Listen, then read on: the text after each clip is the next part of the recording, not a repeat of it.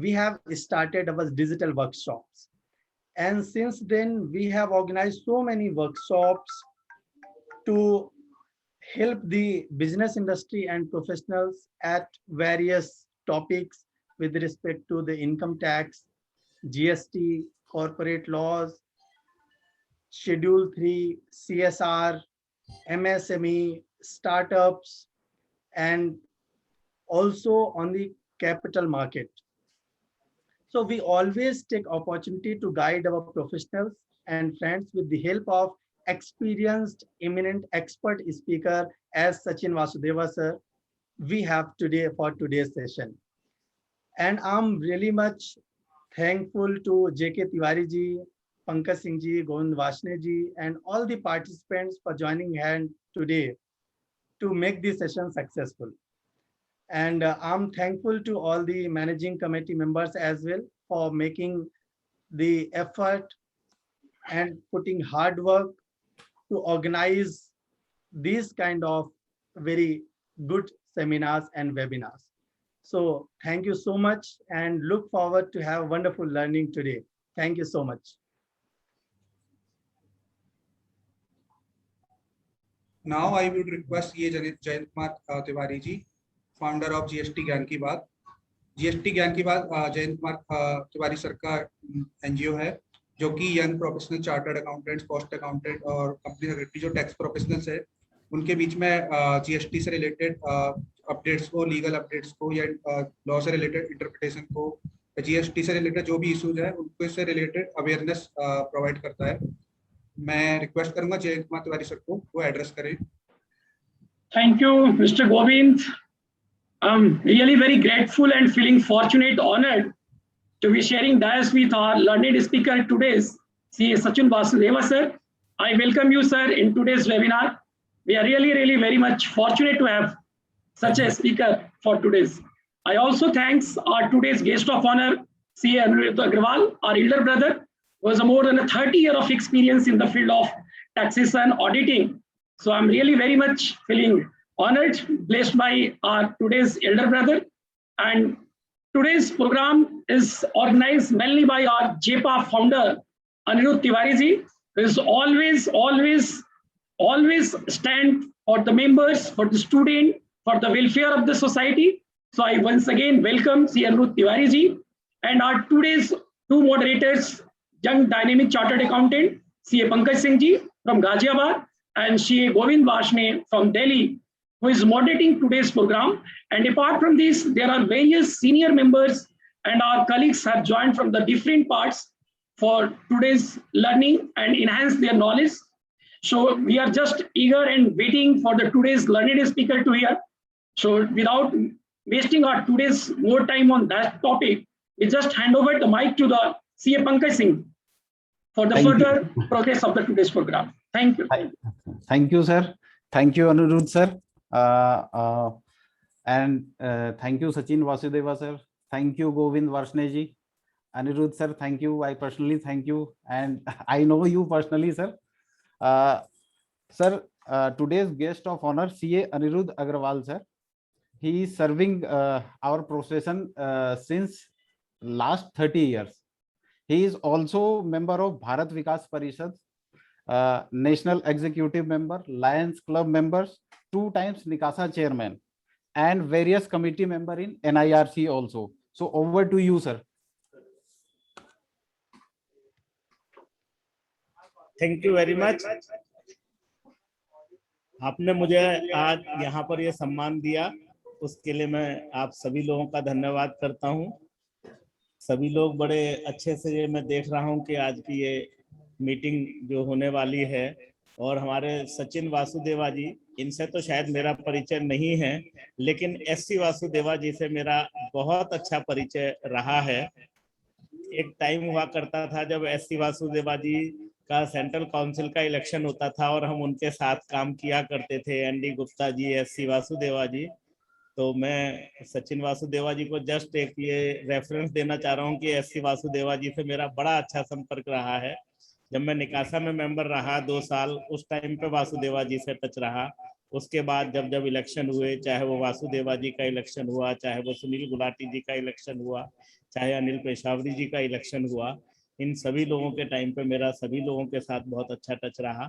मेरा प्रैक्टिस के साथ साथ मेनली जो समाज सेवा है उसमें मेरा इन्वॉल्वमेंट काफ़ी रहता है। भारत विकास परिषद जो कि इंटरनेशनल ऑर्गेनाइजेशन है, उसमें मैं नेशनल एग्जीक्यूटिव कमेटी में हूँ, लॉयंस क्लब में हूँ, अग्रवाल सभा में हूँ, और इस तरीके की जो भी सामाजिक संस्थाएं होती हैं उन सभी में मैं काम कर रहा हूँ। इसके अलावा अभी हम लोग अपने साहिबाबाद क्षेत्र में 5-6 इसके जो अपना वैक्सीन है उसके कैंप भी लगवा चुके हैं। आज भी हमने अपनी सोसाइटी गुलमोहर ग्रीन में एक कैंप लगवाया, कल हमने साहिबाबाद में एक कैंप लगवाया, आगे भी हमारी प्लानिंग है। तो आजकल प्रोफेशन में मेरा मेनली बैंक ऑडिट अपने टाइम में एक समय रहा है, जब मैं बैंक ऑडिट के ऊपर काफ़ी काम मैंने किया है। काफ़ी अच्छे एक टाइम में मैं as a speaker Muzaffarnagar branch, Gorakhpur branch, Meerut branch, Noida और अपना रीजनल काउंसिल दिल्ली, NIRC, इन सब में मैंने सर्व किया है।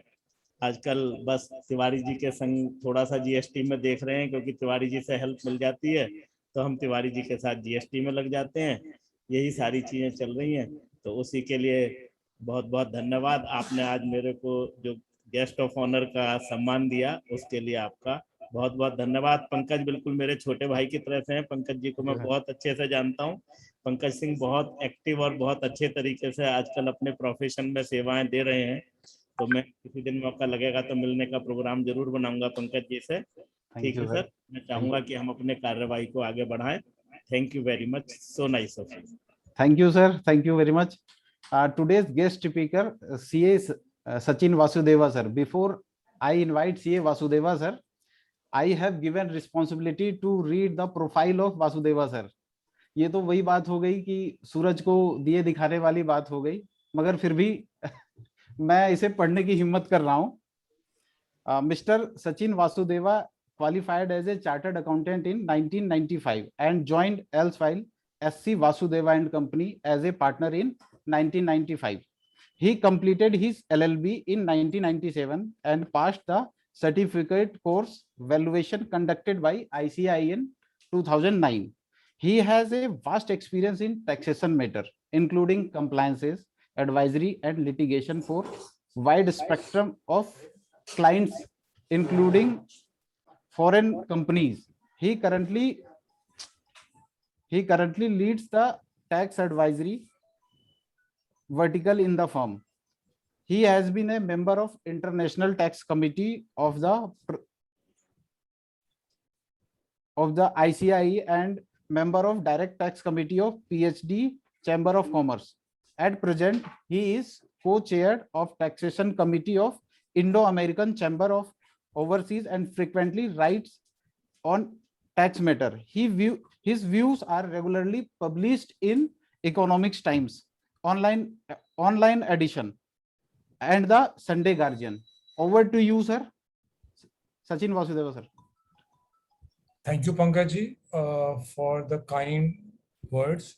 Hello, Our guest of honor, हाँ जी, नमस्ते, Radhe Radhe, Agarwal ji, Sitaram, and all office bearers of GEPA and GST Gyan Ki Baat, my seniors in the profession and other colleagues. Good evening and thank you for giving me this chance to share my views on the recent changes that have happened in the tax laws and the controversies that surround these changes. So what we've tried to do is to pick up some key topics which we felt would be useful for all the participants today. If there is anything which probably you all feel that needs to be covered, maybe we can do that in the subsequent sessions. So with your permission, may I share my screen? Yes, sir, please.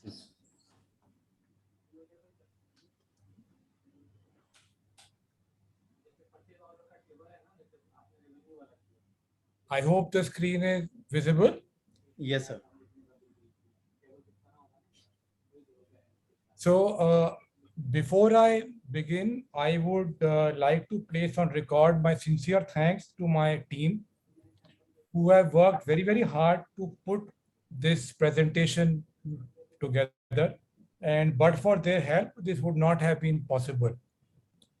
So what we have tried to cover in this presentation is the recent changes in TDS, the 194Q, the interplay between TDS and TCS, because that I think is currently the biggest point as far as confusion for all professionals and companies are concerned. The recently made applicable 206AB, which requires the deduction of tax at source at a higher rate. Certain changes to 43B, rules regarding computation of perquisite, which were announced in March in respect of contribution to the Provident Fund and other superannuation funds. We'll briefly look at the changes made as far as slum sale and the COVID-related tax exemptions which have recently been announced.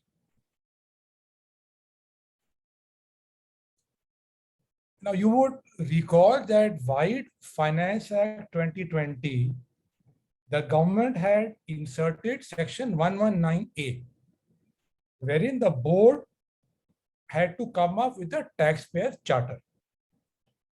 Now, this charter was released in August last year, and I quote from the budget speech of the Honorable FM.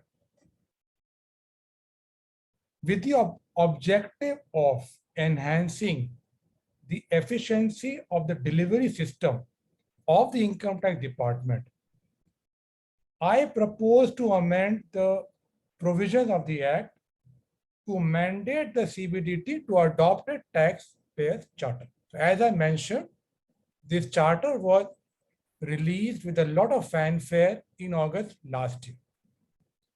I'm not sure how many of you actually have had a look at the charter. But if you look at the charter in detail, one of the points of the charter is department shall take into account the cost of compliance when administering tax legislation. So what they're trying to say that we will, going forward, try to reduce the cost of compliance. Now, I would like to just park this thought and this particular point of the taxpayers charter with each one of you to consider as we go along in this PPT, whether this commitment of the government or the CBDT made to the public at large in terms of the charter is being taken care of or no. So let's look at first the TDS and TCS provisions. 194Q.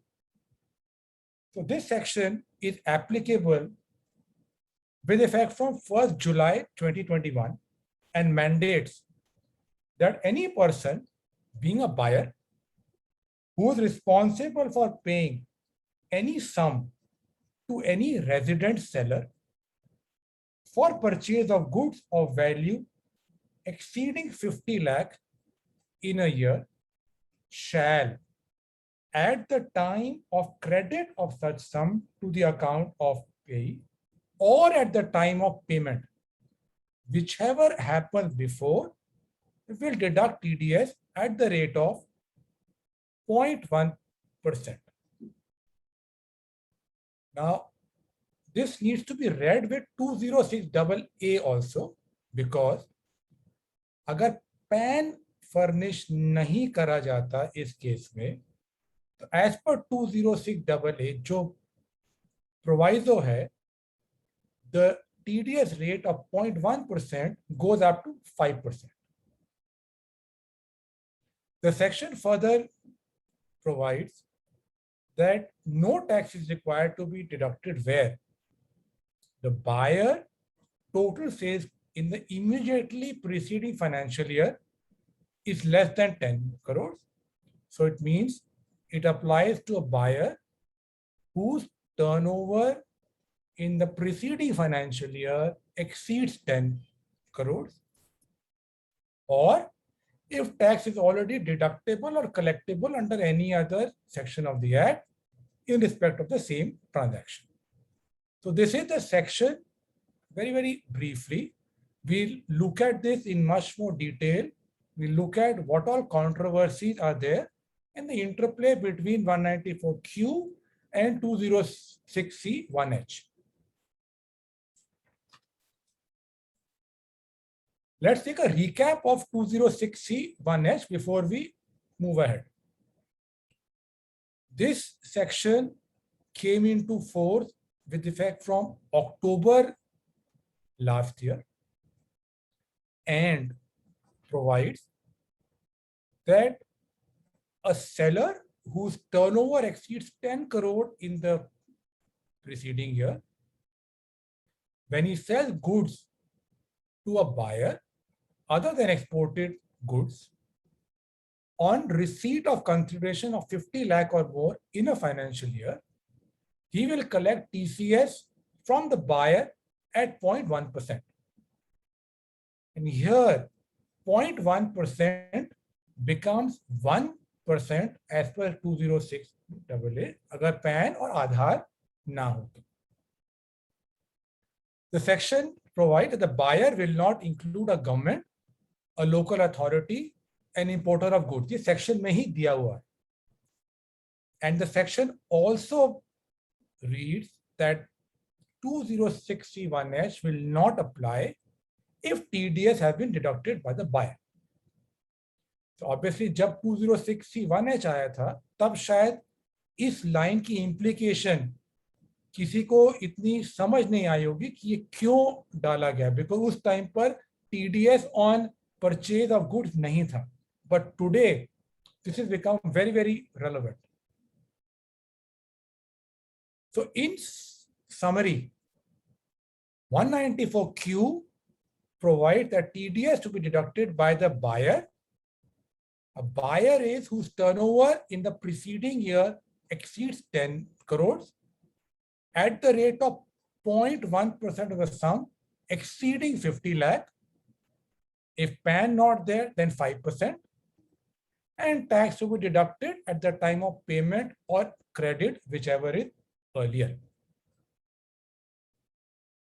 Whereas under 206C1H, TCS to be collected by the seller.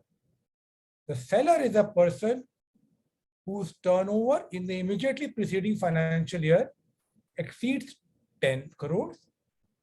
The rate of TCS is 0.1%, which will go up to 1% in certain specified cases. And tax to be collected at the time of receipt of consideration. So one fundamental difference between 194Q and 206C1H is that under 194Q, like the other TDS sections, the liability to deduct TDS arises at the time of credit or payment, whichever is earlier, whereas under 206C1H, the liability to collect TCS is only at the time of receipt of consideration.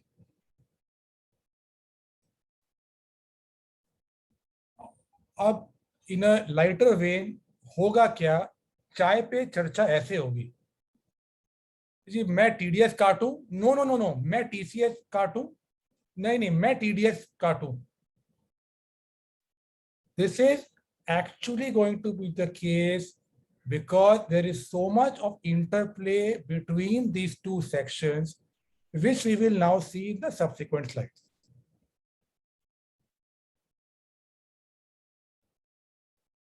Now, if both the sections are applicable, 206C1H and 194Q, 194Q will take preference over 206C 1H, because it is provided for in the Act that once the buyer deducts tax, the seller is not required to collect tax. Recently, a circular was issued by the board, which mentioned that if for any reason tax is collected by the seller before the buyer could deduct tax, the transaction will not be subject to 194Q again. अब आप एक case छोटा सा consider करिए. When 206C1H came onto the statute book, it was very, very difficult for large companies to keep a track कि जी कब consideration आया, कब 50 लाख से ऊपर हुआ, कब उनको टीसीएस काटना है. So they came up with a via media, सारे सॉफ्टवेयर ऐसे इंप्लीमेंट हुए कि बिल के ऊपर टीसीएस लग जाता था. नाउ अगर सेलर ने आपके इनवॉइस के ऊपर टीसीएस लगा दिया, does that mean that the tax has been collected and the buyer will not deduct 194Q? To our mind, no, because charging of tax on the invoice is not collection. 206C1H mandates जब आपको consideration मिलेगा तब आपको collect करना है. तो seller को तो पता चल ही जाएगा कंसिडरेशन मिलने के टाइम कि उसका टैक्स कटा है या नहीं कटा, क्योंकि बायर काट के पेमेंट देगा. तो seller will know whether the tax has been deducted under 194Q, and if it has been deducted, the seller ought not to collect the TCS under 206C1H. But to keep a track of all these transactions is going to be nightmare. कहना आसान है, law में लिखना एक चीज है, but when it comes to actual implementation, this is going to be a huge challenge and a nightmare for corporates. एक और बड़ा इंटरेस्टिंग सवाल उठता है इसके अंदर.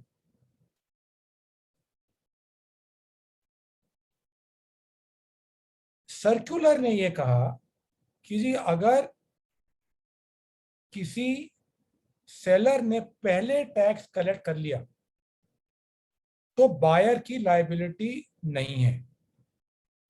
अब सर्कुलर क्या लॉ को ओवरराइड कर सकता है? This is a question mark कि इसका लीगल वैलिडिटी क्या है जो सर्कुलर में लिखी गई है. फर्दर, अगर 194O में ई कॉमर्स के केस में टीडीएस कटता है, then 194O will prevail over 194Q. Let's look at certain practical situations. Buyer का टर्नओवर पिछले साल में 8.5 करोड़, सेलर का turnover 12 crore. Transaction value, so when we mean transaction value, it is in excess of 50 lakh because in both sections 194Q and 206C1H, the threshold is of 50 lakh. So in this case, because the buyer's turnover is less than 10 crore, 194Q will not be applicable. It is 206C1H which will be applicable. So the seller will collect TCS. Next case, जहां पे buyer का turnover 16 crore, seller का 8 crore, transaction value 0.59 crore, तो 50 लाख से ऊपर. Here TDS under 194Q, responsibility of the buyer. दोनों buyer का भी 10 करोड़ से ऊपर टर्नओवर, सेलर का भी 10 से ज्यादा. So technically, both sections are applicable because the transaction value is also more than 50 lakh. But because 194Q stands on a higher footing as opposed to 206C1H, TDS under 194Q will be applicable, responsibility of the buyer. जहां दोनों का turnover 10 crore से कम है, transaction value चाहे 50 लाख से ऊपर है, obviously there is no case for any withholding or collection. And also जहां पर टर्नओवर दोनों का 10 करोड़ से ऊपर है, but the transaction value is less than 50 lakh, again there is no requirement of any withholding or collection.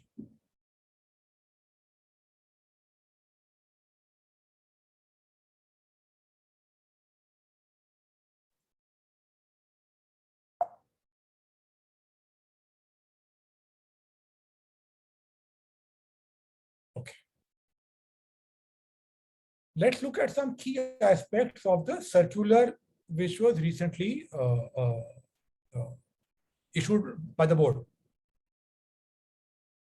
GST के लिए उन्होंने कहा, if the amount is credited to the seller's account and GST is indicated separately, TDS is to be deducted on the purchase amount only, not inclusive of GST. ये एक board का पुराना circular भी है, wherein they have said that TDS is not to be deducted on GST. So this is just a repetition of what was the position up till now. But अगर advance का case है, where that breakup is obviously not there, then the TDS would have to be deducted on the full amount of advance, because you cannot at that time do this bifurcation कि भैया कितना GST है, कितना goods के लिए है. So that is what the circular provides. For purchase return, the circular very simplistic terms mentions amount to be adjusted in the next purchase. We'll see how it is not as simple as it is made out to be in the circular. अगर आप adjust, अगर या तो आप next purchase से adjust कर ले, या अगर गुड्स रिप्लेस हो गए तो फिर कोई एडजस्टमेंट की रिक्वायरमेंट ही नहीं है.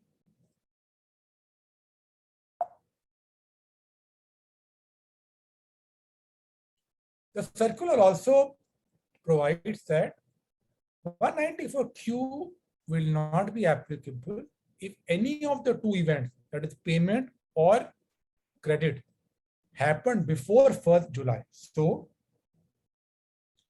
मान लीजिए अप्रैल टू जून में अगर आपने 60 लाख के गुड्स परचेज करे, जिसकी पेमेंट आप जुलाई में कर रहे हैं या जुलाई के बाद कर रहे हैं, 194Q is not applicable. Vice versa, आपने एडवांस 60 लाख का अप्रैल टू जून में दे दिया, जिसके गुड्स आपको जुलाई या उसके बाद आए, and when you credit the account by passing an entry in your books, even at that time there is no requirement for 194Q. Non-residents have been spared of this compliance only if they do not have a PE in India, because अगर उनका एक permanent establishment already India में है तो वो पहले ही सारी compliances कर रहे हैं, so then even 194Q becomes applicable. In the year of incorporation, this section is not applicable to the buyer, but natural section कहता है आपको पिछले साल का टर्नओवर देखना है, तो जिस साल में इनकॉर्पोरेशन नहीं हो कि पिछले साल का टर्नओवर रेलेवेंट है नहीं, तो in the year of incorporation this is not applicable. And also it is not applicable if the sales, gross receipt or turnover from business is 10 crore or less. So what the circular says that the non-business turnover आपको इसमें नहीं देखना. अब non-business turnover क्या होता है?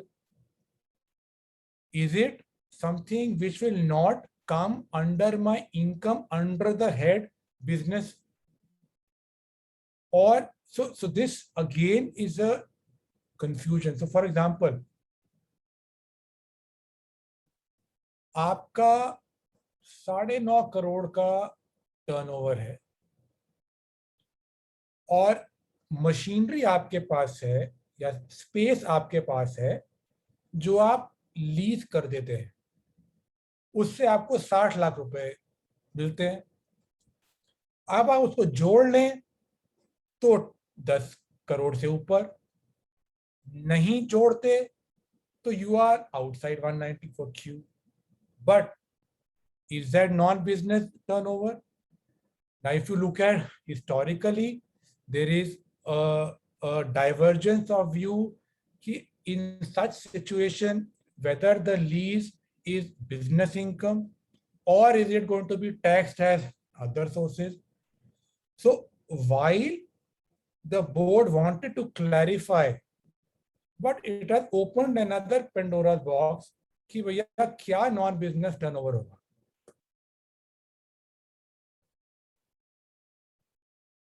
These requirement of 194Q will not apply in case of transactions in securities and commodities or which are cleared and settled by a recognized clearing corporation, including in the gift city. And likewise, transaction in electricity, renewable energy certificate, and energy saving certificate traded on an exchange, which means that any off-market transaction, be it shares or be a transaction in electricity, meaning thereby, अगर आप एक mall में हैं या आप किसी और building में हैं जहां पे आपका खर्चा बिजली पे exceeds that threshold, please be mindful. Electricity falls in the definition of goods. Goods क्या है? Goods की कोई definition एक्ट में तो है नहीं, सेल ऑफ गुड्स एक्ट में है या CGST में है, and in both cases it's a wide definition. So these are some unintended consequences which corporates will realize as they move forward. One exemption which has been given is that when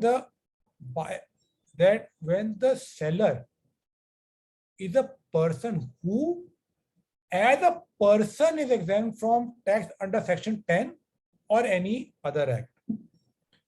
अब इसका मतलब जो निकलता है कि जी अगर आपकी section 10 में इनकम एग्जेम्प्ट है तो बायर को टैक्स नहीं काट।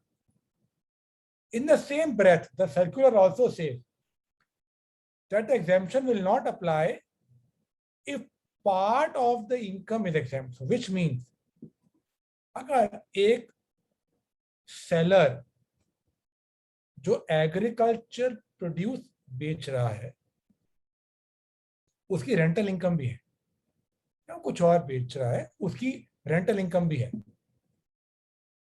तो वो इस सेक्शन में फॉल कर गया क्योंकि सर्कुलर कहता है कि अगर आपकी पार्ट इनकम टैक्सेबल है तो आप इसके एक्सेम्पशन से आप बाहर हो गए। So which means that a buyer will first ask a person कि भाई साहब आपकी कोई और इनकम है नहीं है, एक डिक्लेरेशन दे दीजिए। डिक्लेरेशन देंगे तो ठीक है जी मैं टैक्स नहीं काटूंगा, अगर आप नहीं देंगे तो पर फोर्स मुझे टैक्स काटना पड़ जाएगा। So an unintended consequence is that even in case of agriculture income, there might be a situation where TDS under 194Q might become applicable.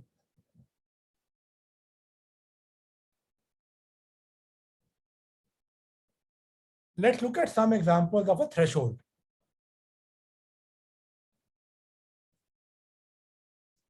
Threshold के लिए circular कहता है because you have to look at for the full year, the requirement to look at the threshold of 50 lakh for the full year.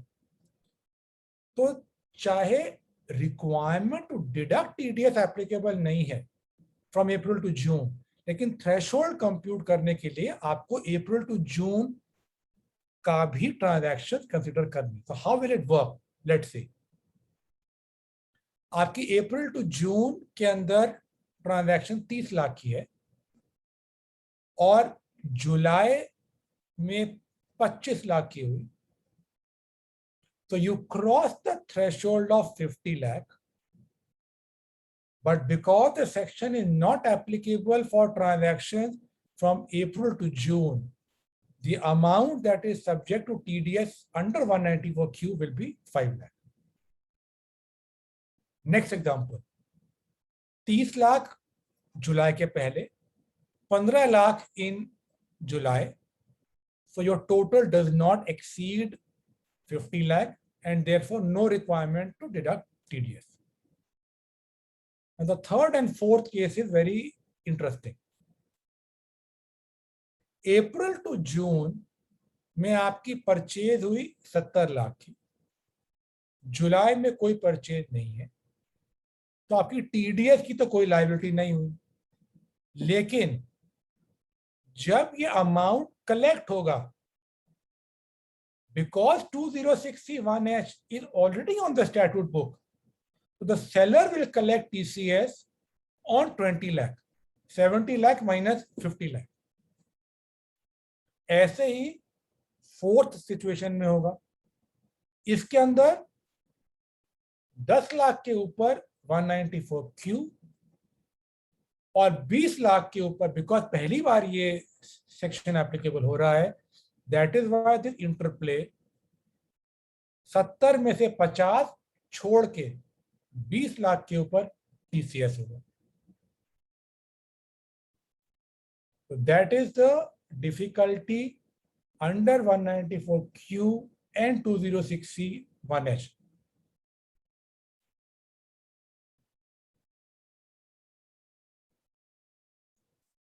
Now, as I mentioned, what is to be included in goods? Goods की बहुत wide definition है। अभी जब हम आगे जाएंगे तो we look at the changes made to slum sale also, and then I will come back to 194Q. I will relate how possibly the change which the department or which the government has made to the methodology of computation of the consideration under slum sale might have an impact under 194Q. Now, circular ने तो बड़े simple terms में लिख दिया कि जी आपकी जो purchase return के केस में आप नेक्स्ट परचेज के साथ एडजस्टमेंट कर लीजिए, but spare a thought for the people who are going to file the TDS or TCS returns, especially where the return happens in the subsequent quarter. How will this linkage between Q1 and Q2 happen is going to be a nightmare, absolute nightmare. Also consider जहां पर purchase return हुई और कोई subsequent transaction purchase की नहीं है, तो TDS तो सेलर का 194Q में बायर ने काट लिया, उसको 199 में उस टीडीएस का क्रेडिट मिलता है as per law when he offers that income to tax. That is a general rule under 199. Income उसकी कोई है नहीं, तो उसको क्रेडिट ऑफ टीडीएस कैसे मिलेगा? सरकार के पास टीडीएस जमा हो गया, who will claim the credit? इसमें एक और बड़ी इंटरेस्टिंग सिचुएशन आती है। Assuming that the transaction value is of 1,000 rupees. So seller ने 1000 रुपए के गुड्स बेचे, तो उसने अपनी किताबों में एंट्री करी buyer debit to sale 1000. For simplicity let's assume there is no GST. Buyer ने 0.1% टीडीएस काटा, तो 1 रुपया टीडीएस काटा और 999 रुपए सेलर को दे दिए. तो सेलर ने अपनी किताबों में एंट्री करी bank account debit 999, TDS debit 1 रुपी. तो बायर को 1000 रुपए से क्रेडिट कर दिया. सो फार सो गुड, नो कॉम्प्लिकेशन. अब गुड्स रिटर्न हो जाते हैं. अब सेलर 999 रुपीज वापस देगा या 1000 रुपए वापस देगा. अगर वो 1000 रुपए वापस देगा तो उसका कैश फ्लो बिगड़ता है. उसके पास तो 999 आए थे, लेकिन उसको वापस देना पड़ेगा 1000. अगर वो 999 वापस करता है तो this is against what the circular has thought of, because circular तो कुछ और ही कह रहा है. So again this confusion, this has not been thought of that in reality how this will work.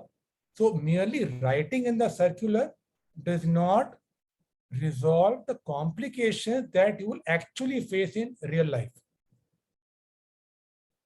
मान लीजिए एक कंपनी है जिसकी वेरियस ब्रांचेस हैं. ऑब्वियसली एक ब्रांच एक स्टेट में है, दूसरी ब्रांच दूसरे स्टेट में है, so it has a different tan number, लेकिन कॉमन वेंडर है. अब इंडिविजुअल टैन नंबर वाइज अगर आप देखें तो transaction value may not exceed 50 lakh, but consolidated pan wise it will exceed 50 lakh. How will you keep a track?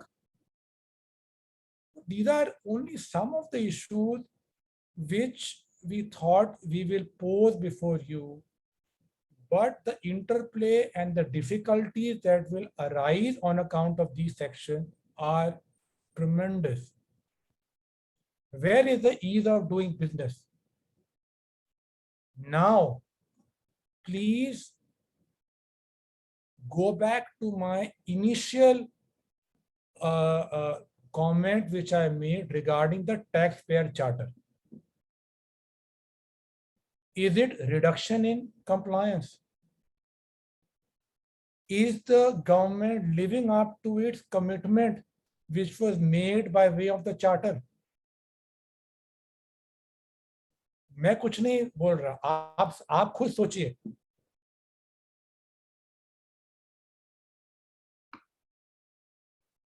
चलिए आगे बढ़ते हैं सर. अब होगा क्या? Because the non-compliance of 194Q is so stringent कि 0.1% TDS के लिए कह गया मैं तो काट ही लेता हूं, और जो TCS वाला है वो भी कहेगा यार उसके लिए भी पेनल्टी इतनी भारी है मैं भी काट ही लेता हूं. So in real life, it is possible that both the buyer and seller will deduct under 194Q and they will collect under 206C1H, because if you don't comply with 194Q, 30% of disallowance of खर्चा. इसमें भी एक debate और, जहां पे part अगर आपका मतलब कि पूरे रेट का जो 30% है वो डिसअलाउंस किस वैल्यू पे होगी, that in itself is a question mark. फिर 201A में interest, penalty, prosecution, TDS return and TCS return I've already discussed. Now spare a thought for the chartered accountant.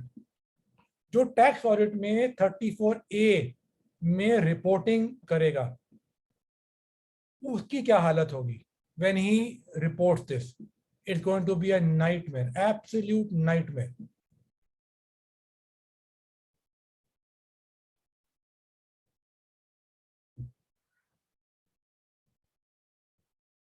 So this was as far as the interplay between 194Q and 206C 1H.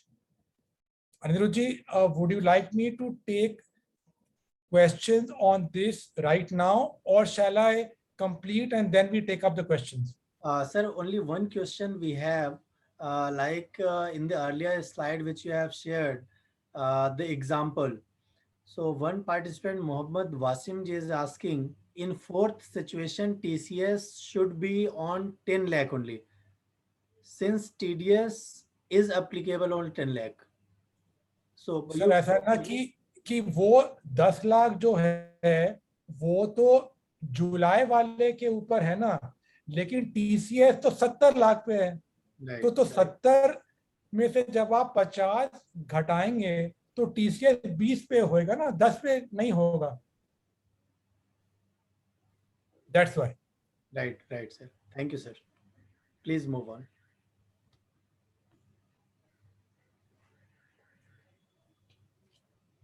So now let's look at the new section 206AB.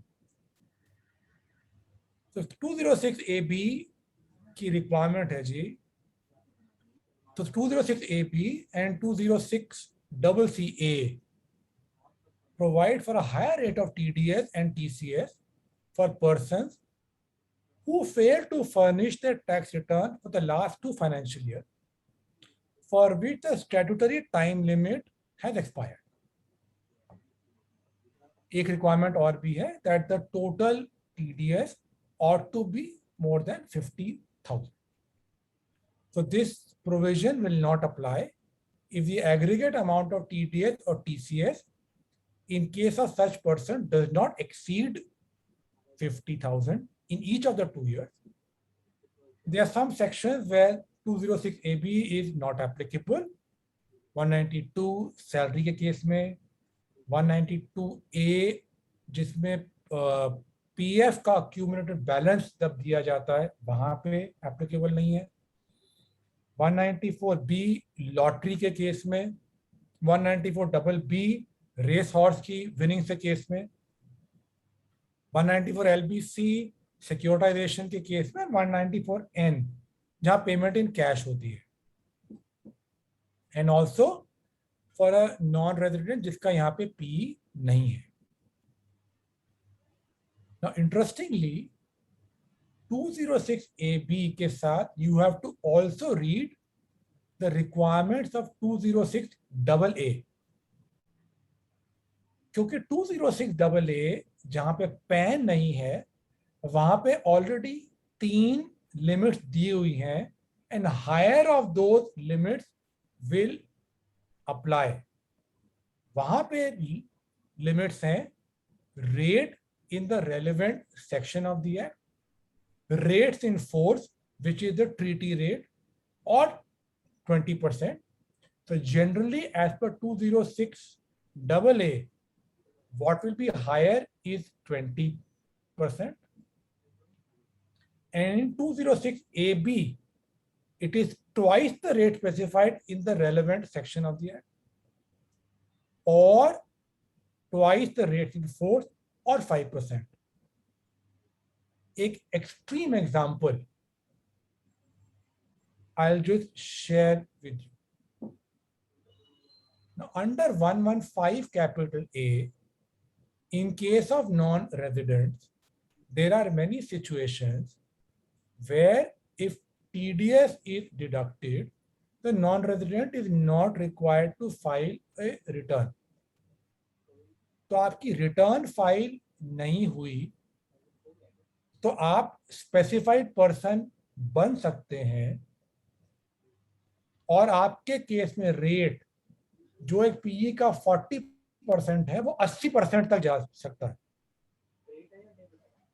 So one has to be very, very careful when you apply 206AB and 206AA when you read both of them together.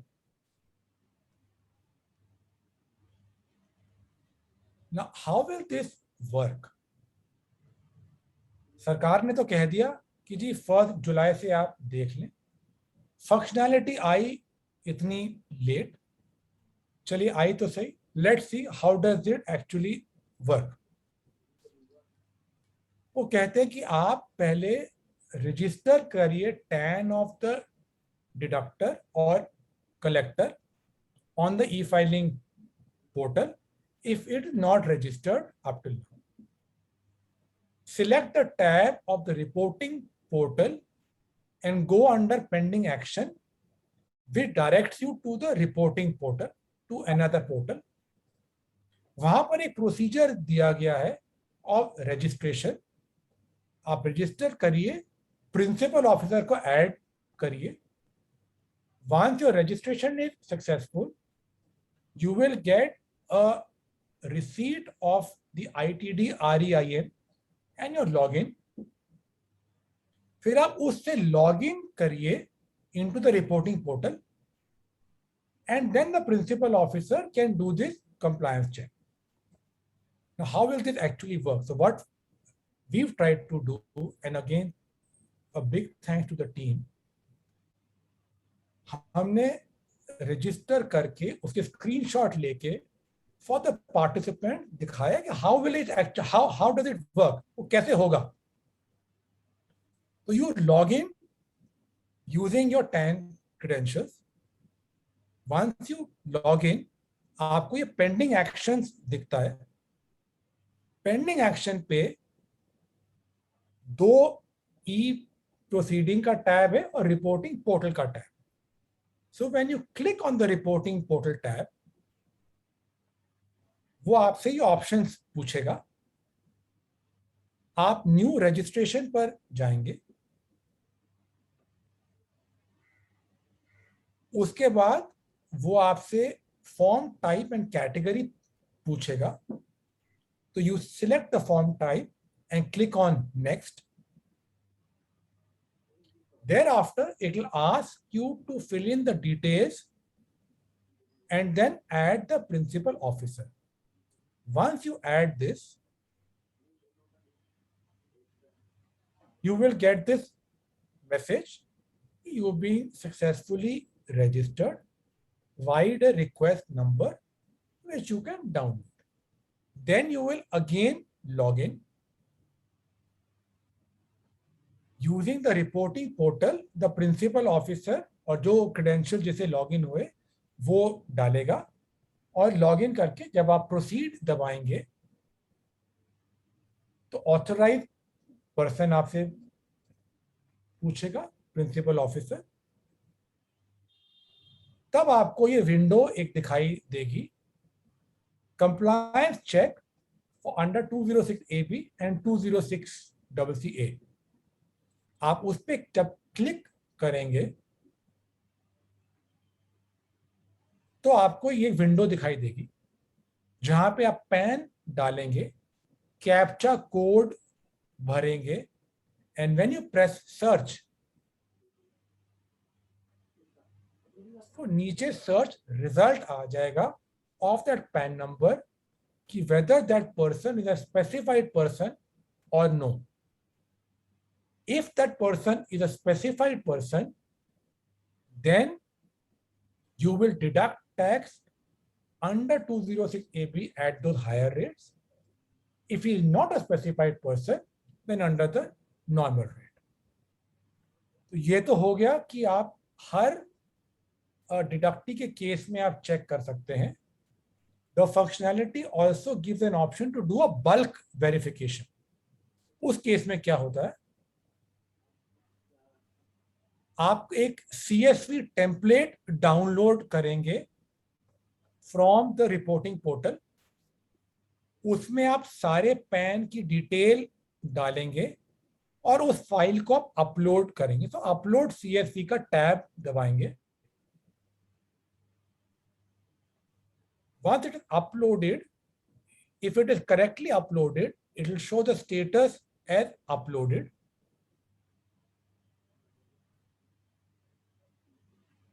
Depending upon how big that file is, the status from upload will turn to available. Then you can download this file, and then the status will change to downloaded. So once you've downloaded that CSV file, the status will automatically change to downloaded. And this is what you will get. In an Excel file, name, pan आपको कब allot हुआ, pan आधार आपका link था या नहीं है, और आप स्पेसिफाइड पर्सन है या नहीं है. So as per the department ये एक्सरसाइज आपको एक बार करनी है, but again it is not as simple as it is made out to be. This again is a very, very cumbersome requirement which has been thrust upon the deductors.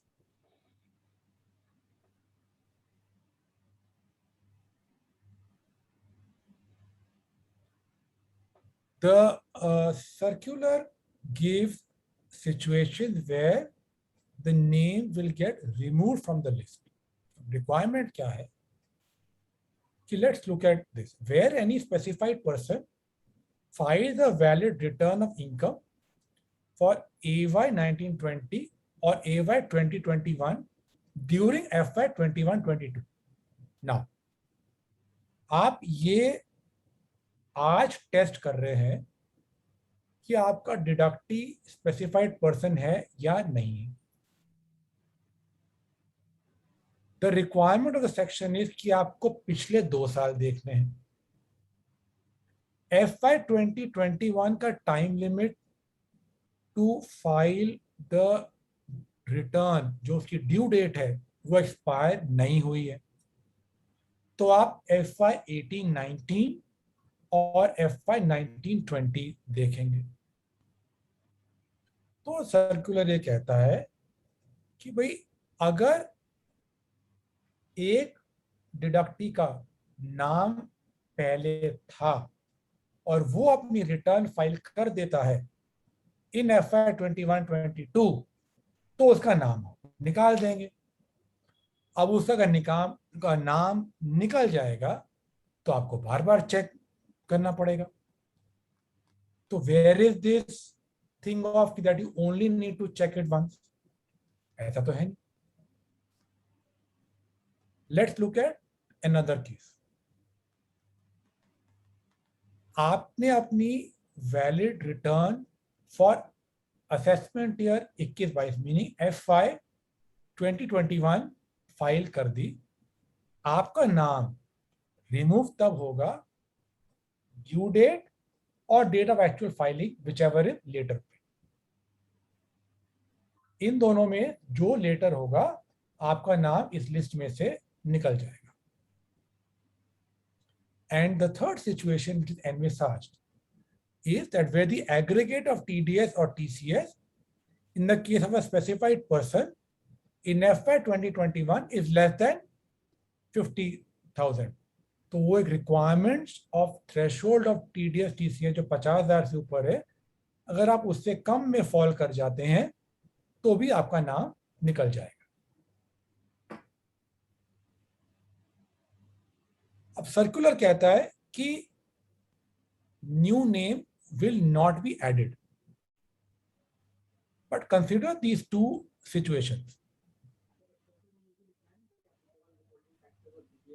FY 18-19 और 19-20 की return file नहीं हुई. TDS TCS आपका 50,000 से ऊपर नहीं है, so you are not a specified person. लेकिन एक डिडक्टर ने अपना TDS TCS रिटर्न रिवाइज कर दी जिसकी वजह से आपका TDS 50,000 से ऊपर हो गया. So you become a specified person, but your name is not there in the list. So the requirement to check on a regular basis again falls back. क्योंकि अगर आपने डिडक्ट नहीं करा at the enhanced rate, you are liable for the penal consequences of 30% deduction. अब यहाँ पे deduction किस सम के ऊपर होगा, पूरे पे होगा या प्रोपोर्शनेट पे होगा? क्योंकि आपने मान लीजिए टैक्स काट लिया 10% पे, वो स्पेसिफाइड परसेंट बन जाता है, तो आपको टैक्स काटना था 20 पे, आपने काटा 10 पे, तो पूरा 30% ऑफ एक्सपेंडिचर डिसला होगा या प्रोपोर्शनेट होगा, ये क्वेश्चन मार्क है। Situation 2, return filed for FY 18-19 but not for 19-20। तो आपने 1 साल की रिटर्न फाइल करी है, आपका TDS TCS 50,000 से दोनों साल में ऊपर है, लेकिन आप फिर भी स्पेसिफाइड पर्सन नहीं बनते क्योंकि आपने 1 साल में रिटर्न फाइल करी हुई है। आप 20-21 की रिटर्न आपने रिटर्न नॉट फाइल फॉर 2021 और आपकी ड्यू डेट लैप्स हो गई, तो आपका 19-20 और 20-21 2 साल हो गए जहां पे रिटर्न फाइल नहीं हुई, और आपका TDS 50,000 से ऊपर है, तो आप स्पेसिफाइड पर्सन बन गए, लेकिन डिपार्टमेंट के हिसाब से उस लिस्ट में आपका नाम नहीं है जब आपने पहली बार चेक करा। So in our view this is not a one time exercise, this is a perennial and a continuous exercise. आपको बार बार चेक करना पड़ेगा because the consequences are severe.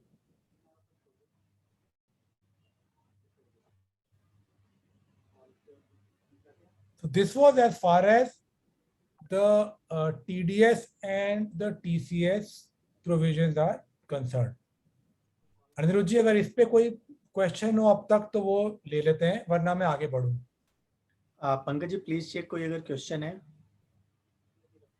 एक क्वेश्चन आ रहा है राहुल गुप्ता जी का, as per 115A no need to file return if tax deducted as per such section जी become specified person as per section 206AB and require deduction at higher rate. Contradiction in section itself. बिल्कुल सही बात है sir, हम तो कह रहे हैं, हम तो खुद ही कह रहे हैं कि this is going to result in unintended consequences. Absolutely correct. And one more question is coming. In case before 1st July, if the buyer is not buying TCS, not paying TCS when he made the payment, and seller does not deposit TCS collected since he did not receive it, then who will be responsible for default, and what are the remedy available to take TCS from buyer? Sir देखिए, अब TCS from buyer आप collect कर पा रहे हैं या नहीं कर पा रहे, ये तो एक कॉल सेलर के ऊपर है। बट अगर सेलर TCS जमा नहीं कराता तो उसके ऊपर जो पीनल कॉन्सिक्वेंसेस हैं वो बहुत भारी हैं। सो 20 मैं बताता हूँ आपको सर, वो है एक सर सिमिलर और भी 2061H में अगर आप कंप्लायंस नहीं करते तो पेनल्टी है under 271CA which is equivalent to the tax failed to be collected. Okay. So the penal consequences are severe.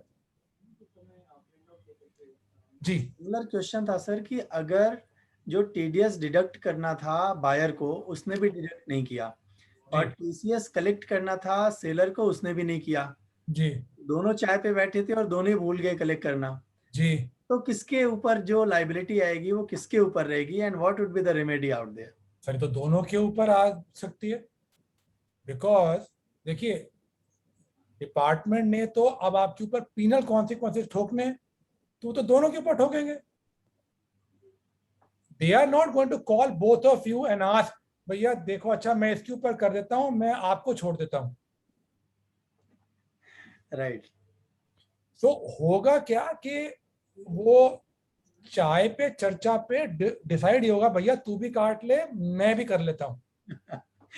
Very true, sir.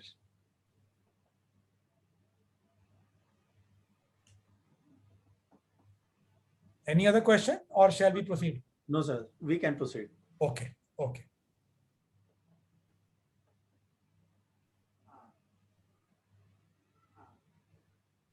So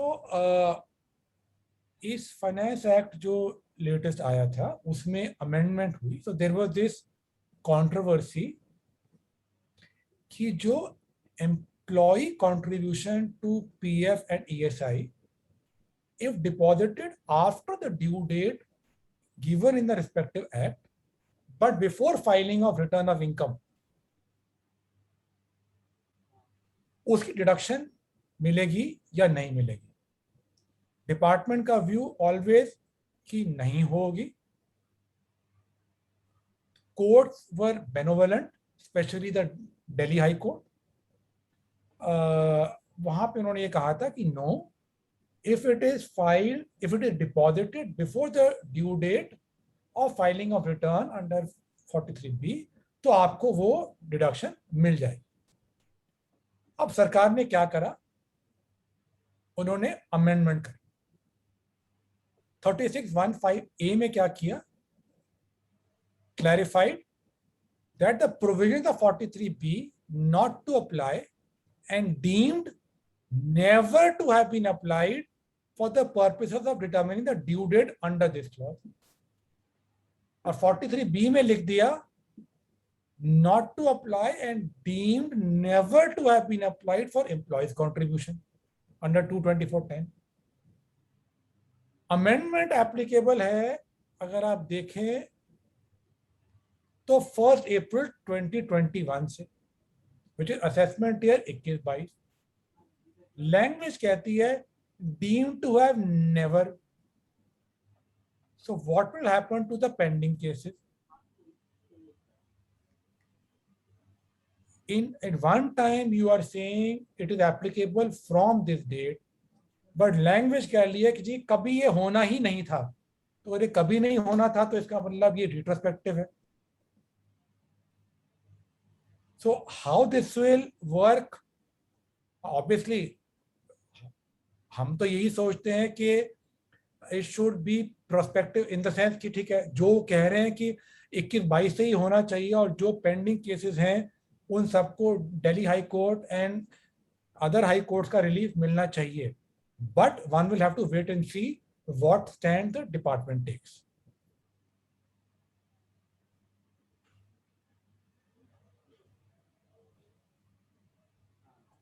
अब ये एक अमेंडमेंट आई थी where the aggregate employer contribution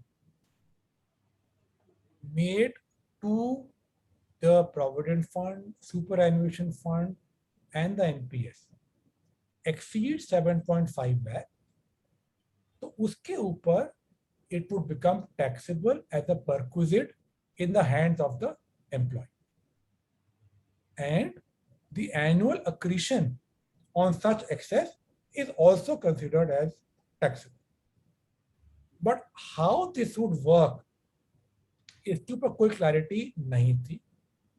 मार्च में जाके fag end of March board ने इसके ऊपर clarification दी. वो क्लैरिफिकेशन ये आई कि this is how, so I stand corrected, not fag end of March, on 5th of March. एक फॉर्मूला प्रिस्क्राइब करा. This is how you will compute the taxable perquisite, which they mentioned as TP. ये formula दिया कि TP is TC divided by 2 into R plus bracket open PC1 plus TP1 into R. All these variables are defined. What do these variables mean? So what we've tried to do, we've taken an example giving the figures and how this will work out. It's pretty straightforward.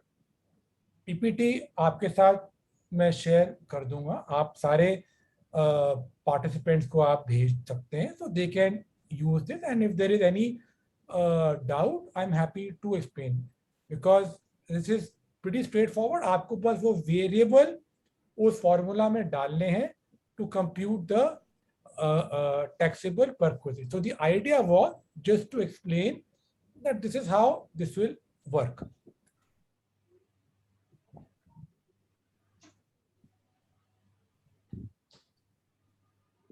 Now coming to a very interesting change which was made regarding slum sale. Now slum sale is defined under 242C. पहले definition थी transfer of one or more undertaking as a result of sale for lump sum consideration. Now people, what they did, they structured a transaction in a manner that the consideration that was given was not a monetary consideration, but an exchange. उसके जगह shares दे दिए. While Delhi High Court held that even an exchange is taxable under slum sale, but the Bombay High Court consistently took the view that no, it is not taxable. So an amendment was made to plug this loophole, and now what it means, what a slum sale would include, transfer of one or more undertaking by any means. तो चाहे वो exchange हो, चाहे वो in kind हो, जो consideration है, वो slum sale में fall कर जाएगी. But what is damaging is another amendment which was made by inserting subclause small Roman 2 in subsection 2 of section 50 capital B. That the fair market value of the capital asset as on the date of transfer, calculated in the prescribed manner, shall be deemed to be the full value of consideration received or accruing as a result of the transfer of such capital asset.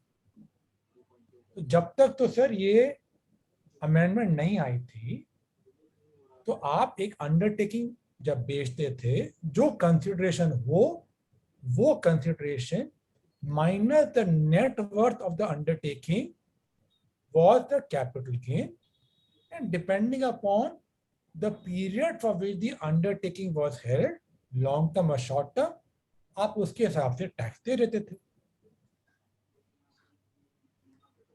अब इस amendment ने क्या करा, they provided how the fair market value of the capital asset in case of a slum sale will be determined. जो prescribed manner है, वो recently एक circular आया. Let's look at what that circular said. वो कहता है कि जी हम higher of FMV 1 और FMV 2 को हम देखेंगे, जो इसमें से हायर है वो आपकी कंसिडरेशन होगी for the purpose of slump sale. What is FMV 1? Book value of all assets other than jewellery, artistic work, shared security in immovable property. B, price of jewelry and artistic work in open market. C, shares and securities की value as per rule 11 UA. D, stamp duty value immovable property. And उसमें से minus कर दीजिए अब liability. तो जो आपका rule 11 UA है, बेसिकली वो यहां पर उन्होंने छाप दिया. आप कंपेयर करिए aggregate of EFGH.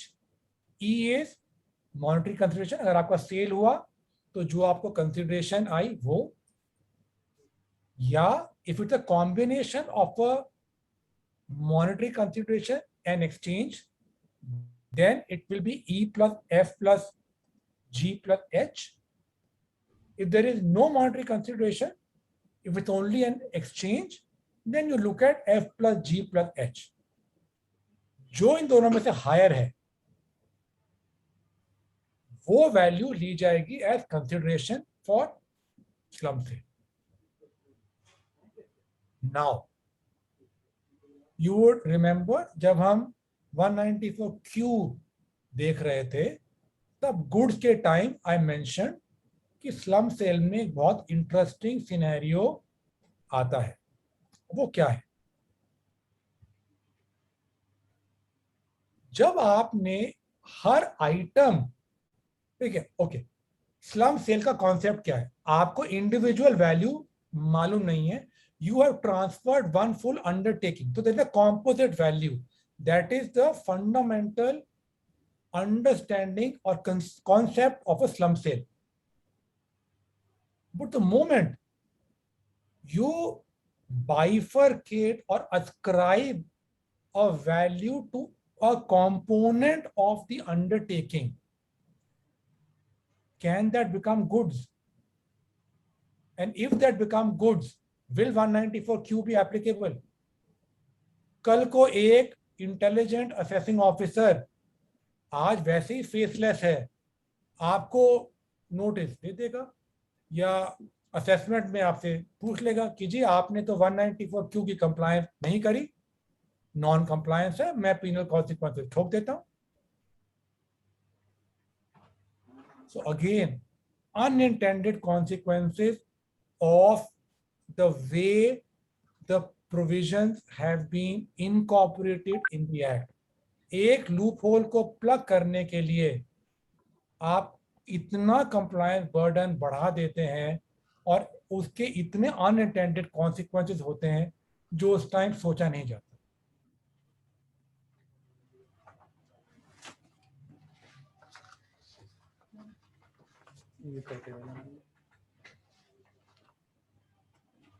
I think this I've already shared.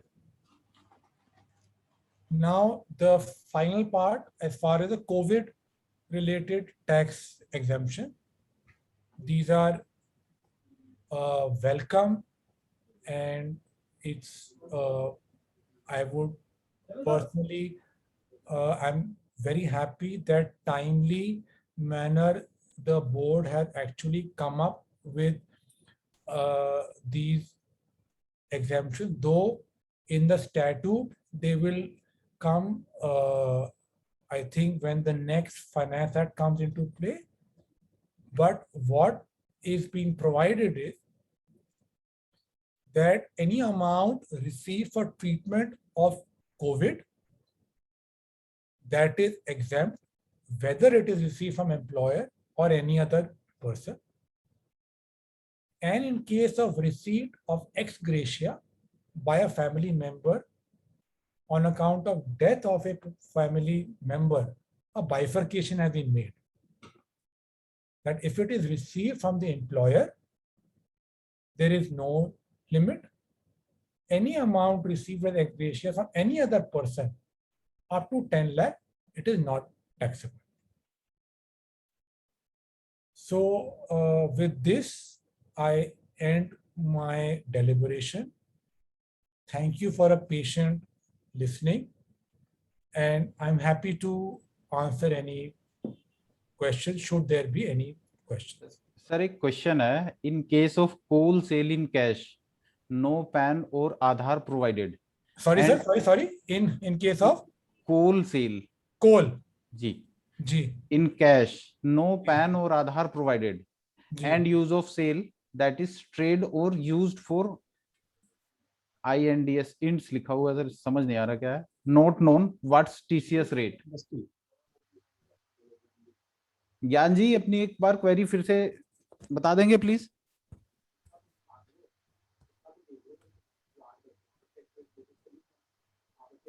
I think he is trying to say that the end use is not clear. Whether is it for the trade or for the industrial own consumption. नहीं, but 194Q में अगर आप से business है तो आप अगर purchase कर रहे हैं तो एप्लीकेबल ही तब है 194Q, अगर आप बिजनेस के लिए कर रहे हैं तो उसमें ये डिस्टिंक्शन, मतलब I am also not too clear that what is and why should there be this confusion regarding the end use. This is 206 table A, जी table 1, where TCS is to be deducted at the rate of 1%. जी But we don't have any PAN number or the use and use. Where जी the exemption certificates are given 27 form. जी The sale is made in cash. जी. So what is the TCS rate? 1% or 5%? Or 1 itself? Sir मैं एक बार act में देख लेता हूँ because 206 table category A.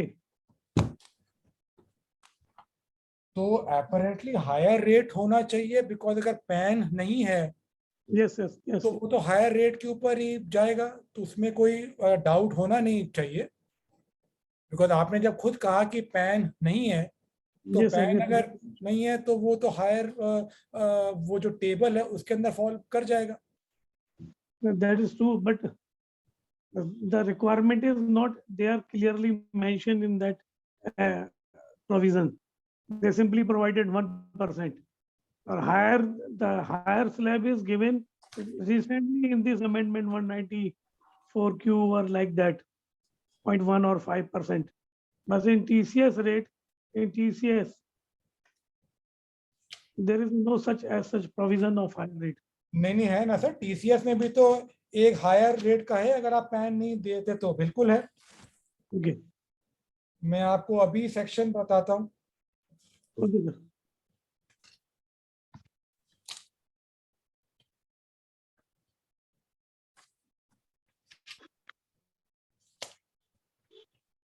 This is just a minute. This sort of sale is covered, sir, in 206C table A, not in 194Q. Because of being the coal and minerals. Correct. तो अगर आप 206C Category A. एक minute, ये pan तो हो गया 1H के लिए, उसके बाद है H में नहीं जाना सर. एक मिनट सर, एक मिनट. ठीक है सर.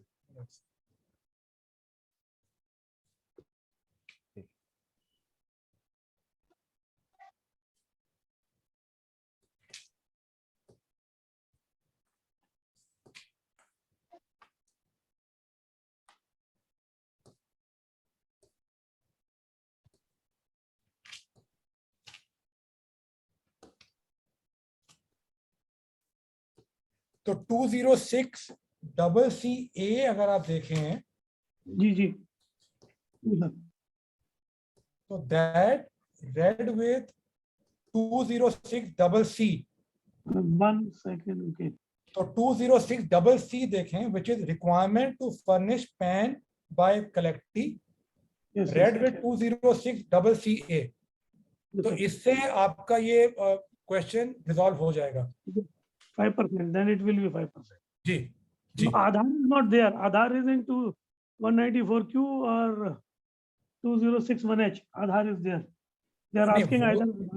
वो 1H के लिए है जहां पे 1% वाला वो बन जाता है, लेकिन जब पैन अगर नहीं है तो वो तो फिर आप दूसरे सेक्शन में फॉल कर जाएंगे ना.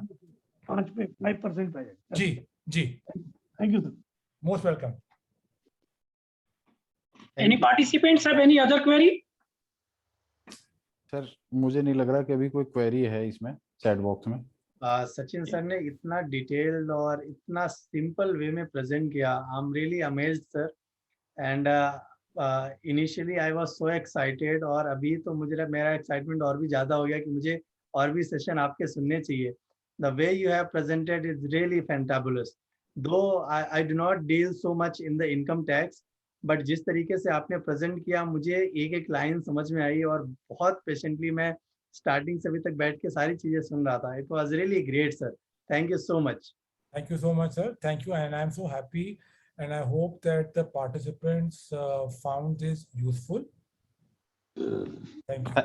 Thank you, Vasudeva sir, for your kind word of wisdom. For formal vote of thanks, I would like to invite session chairman, my elder brother and founder of GST Ki Baat, CA JK Tiwari ji. Over to you, sir, please.